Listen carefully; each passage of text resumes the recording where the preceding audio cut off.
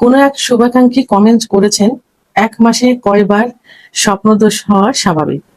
দেশের এবং প্রবাসের ভাই বোনদের প্রতি সালাম।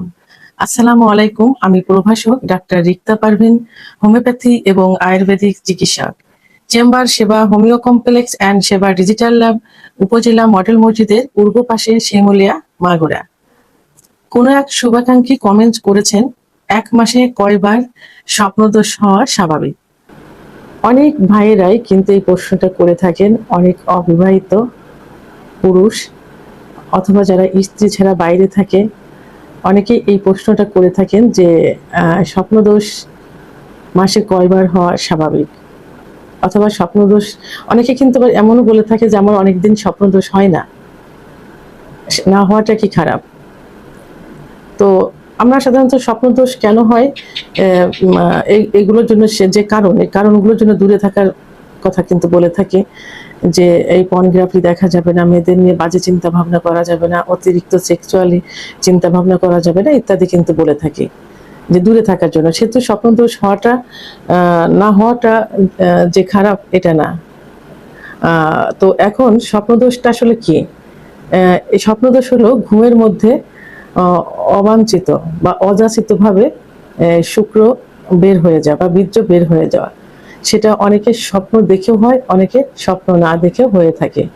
এটি সাধারণত শারীরিক এবং মানসিক যৌন উত্তেজনা কমে থেকে এটা হয়ে থাকে, এই স্বপ্নদোষটা হয়ে থাকে। সারাদিন যে একটা চিন্তা ভাবনা থাকে, একটা পর্নোগ্রাফি দেখে যে একটা যে আগ্রহ, যৌন যে উত্তেজনা, আবার নিজের স্ত্রীকে নিয়ে কল্পনা করা, গার্লফ্রেন্ডকে নিয়ে কল্পনা করা, কাউকে দেখে কল্পনা করা ইত্যাদি হওয়াটাই কিন্তু ইত্যাদি থেকে স্বপ্নদোষ হয়ে থাকে। স্বাভাবিকভাবে একজন কিশোর, বিশেষ করে 12 থেকে 20 বছর যে পুরুষদের বয়স, যে যুবকের বয়স, তাদের সপ্তাহে 1 থেকে 2 দিন স্বপ্নদোষ হওয়া কিন্তু স্বাভাবিক। অনেকের কিন্তু সপ্তাহে 3 থেকে 5 দিনও কিন্তু স্বপ্নদোষ হয়ে থাকে। অনেক মেডিকেল সায়েন্স কিন্তু এটা সমর্থন দিয়েছেন যে হওয়াটা স্বাভাবিক। আর বিশেষ করে যারা প্রাপ্তবয়স্ক থাকে তাদের মাসে 1 থেকে 2 বার স্বপ্নদোষ হয়ে থাকে। আবার মেডিকেল সায়েন্স কিন্তু বলেছেন 3 থেকে 4 বারও স্বপ্নদোষ হওয়াটা অস্বাভাবিক কিছু না।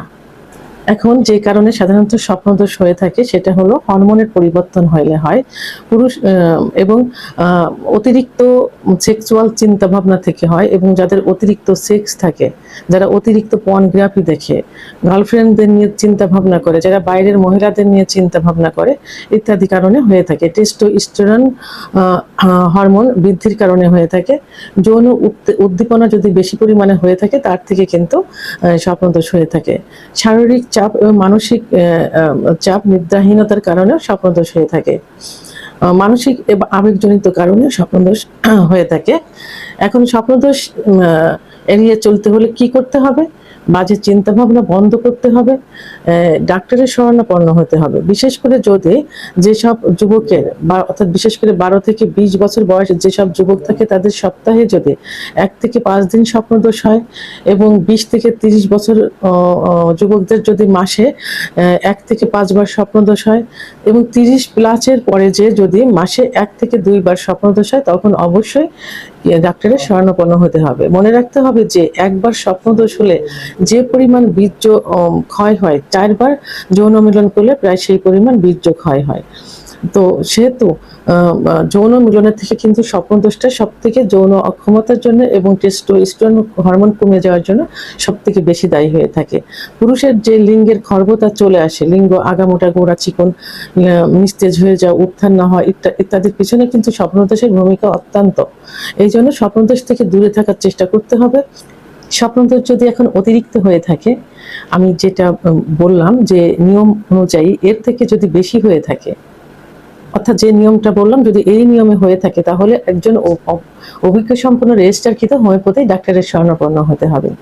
ডাক্তার রোগীর লক্ষণের উপর ভিত্তি করে এবং প্যাথোলজিক্যাল কিছু রিপোর্টের মাধ্যমে কনফার্ম হয়ে চিকিৎসা দিবেন, এবং যে কারণে হয়েছে কারণগুলো নির্ণয় করে সেগুলো থেকে দূরে থাকতে বলবেন, সেগুলো এড়িয়ে চলতে হবে এবং ডাক্তারের চিকিৎসা অনুসরণ করতে হবে। ইনশাল্লাহ এর থেকে বেরিয়ে আসা সম্ভব হবে। ভিডিওটি সম্পর্কে যদি কোনো মতামত থেকে থাকে অবশ্যই কমেন্টের মাধ্যমে জানাবেন। আর ভিডিওটি ভালো লাগলে লাইক, কমেন্ট, সাবস্ক্রাইব